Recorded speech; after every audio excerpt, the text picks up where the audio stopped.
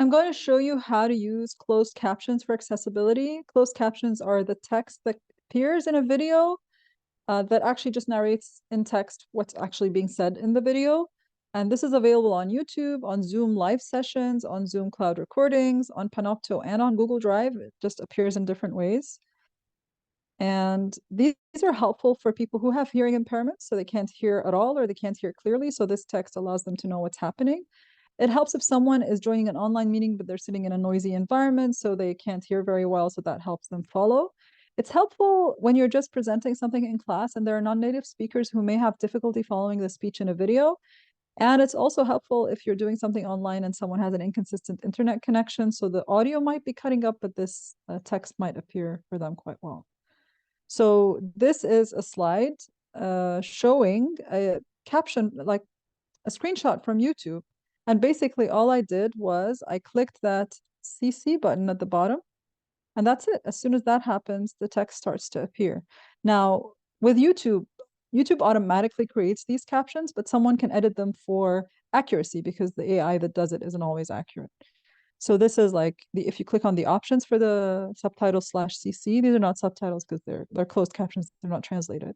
And you can either choose here English United Kingdom or English auto-generated. And so the English United Kingdom means that the people who created this video checked the captions and humanly edited it to be more accurate.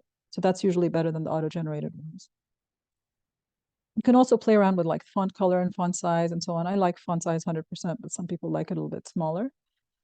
And of course, if you ever upload a video to YouTube, you can either let the automatic captions come up and then you edit them later, or you can actually have your own transcript right there and upload it and it'll sync the time. Now, if you're creating something on YouTube, if you're just having a YouTube,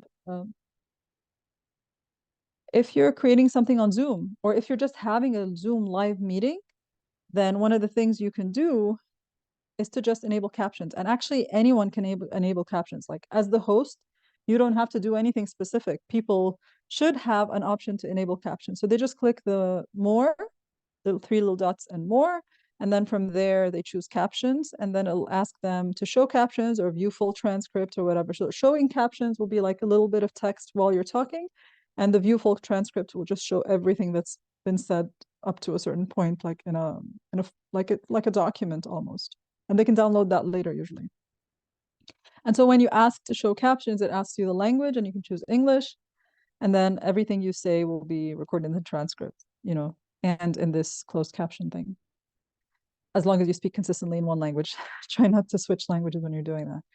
Now, another thing you can do just to make sure that all these things are turned on, like with recordings and with your live captions, under settings in your Zoom backend, where it says full transcript, you can allow people to view the full transcript in the meetings and allow participants to save the captions or transcripts for later.